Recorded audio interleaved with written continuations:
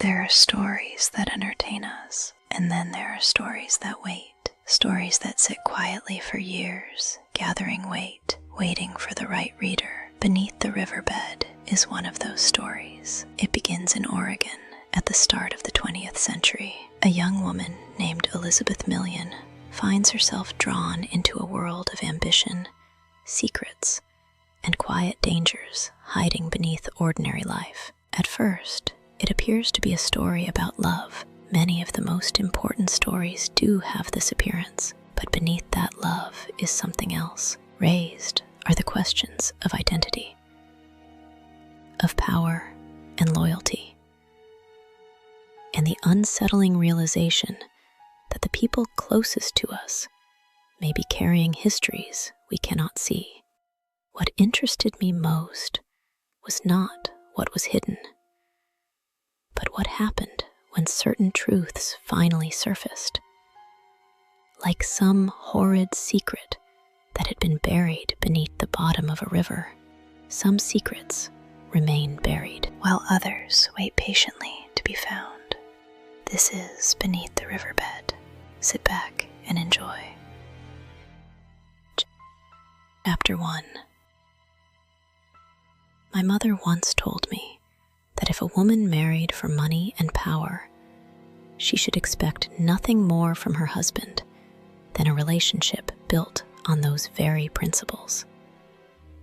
There's nothing wrong with marrying for money and power, she'd say, but don't expect anything different during your time together. I don't remember how old I was when she told me this, but the idea lodged itself firmly in my mind. Her description sounded like a marriage without love, and perhaps even with hate. To me, that was the saddest, emptiest arrangement I could imagine. I remember asking her, "But what if you intend to marry your husband because you believe in love?" Even as I spoke, I felt the fragility of that belief, as though admitting it aloud might invite it to be taken from me. Instead, outwardly, I pretended I'd never marry. When grandmother used to visit, she would tell me I'd make a beautiful bride. I would pause in thought, then say blankly, "I don't think I'd like to marry grandmother." She'd always reply, "No, my dear, you shouldn't say things like that." This conversation repeated over the years, as though she were testing the waters, hoping I'd fall in line with what was expected. But deep down, I knew I wanted to spend my life with someone I truly loved. And so, once I accepted that I might marry someday, I decided I would never marry for money or power. The thought of marrying someone powerful for the sake of money wasn't attractive. It made me feel sick. During my senior year at Monmouth High School, I spent a great deal of time alone in thought by the Willamette River. The riverbank was where my most serious reflections happened. I'd lived in the same house since birth, and the river ran just behind it. My parents had made it part of our lives from the start. Picnics, fishing, exploring, and countless afternoons with friends. I loved the river. It grounded me, humbled me. Its elegant yet relentless force seemed eternal. As a child, I imagined that if God were to halt its waters, life itself, animals, plants, and people, would wither away. I thought of it almost as a living being, with thoughts, plans, and secrets of its own. These musings bound me to the water in a way I could never fully explain. A spiritual connection I told no one about. About a week after graduation, My mother hosted a garden party on the patio for me and my friends. The day was perfect. I was glad to have the normal school behind me, and glad to still have Harriet, Clara, Evelyn, and Esther, friends since grade school. Harriet's grandparents owned the dry goods store in town. Her father, Dr. Lane, was the newly elected mayor of Portland. Clara's parents were old money. I didn't know what they did. Evelyn's family ran a Portland import business, and Esther lived with her father after losing her mother to yellow fever in South America when she was young. I never asked her for details about what had happened. Looking at my friends, I wondered what we'd really learned and where our lives might take us. We were at a crossroads, making choices shaped by our own beliefs and by the lessons of our parents and teachers. Domestic science and home economics, touted as essential for young women, felt unnecessary to me. My mother had already taught me those things, and I doubted they'd play a role in my future. At least, not now. I wanted courses that would prepare us for the life ahead. I didn't yet know what lay before me, but I imagined it would be something worth talking about for years. From the head table, I could see the massive riparian and cottonwood trees shifting effortlessly in the breeze. Sunlight caught tiny winged creatures drifting in the air. The scent of Pacific trillium, Oregon grape, and fringe cup swirled on warm drafts rolling off the dark waters of the Willamette. My mother had insisted that if boys were invited, there must be chaperones. As I fixed my hair, I protested. "It's 1908, Mother. Chaperones? I'm turning 18 in a few days." Clara told me her parents let her speak to Peter Davis in their parlor for half an hour, and Peter graduated last year. She was ready with her usual counterpoint. Well, let's pray such visits don't tarnish Clara's reputation. It would be a shame for her to lose a favorable match with a well-formed young man over an innocent indiscretion. I rolled my eyes. There was no one at my party who interested me. The boys in Monmouth were immature. My father was another matter entirely, opposite to my mother in nearly every way. He cared less for social rules and more for people's potential. He could not be manipulated, but he was generous, giving others what they needed to succeed. In return, wealth and good fortune always seemed to find him. "Know thyself," he often told me. "Know where you draw the line, and just how far you're willing to go." It was this principle, he said, that built our family's success. My father and grandfather were Oregon's largest building contractors.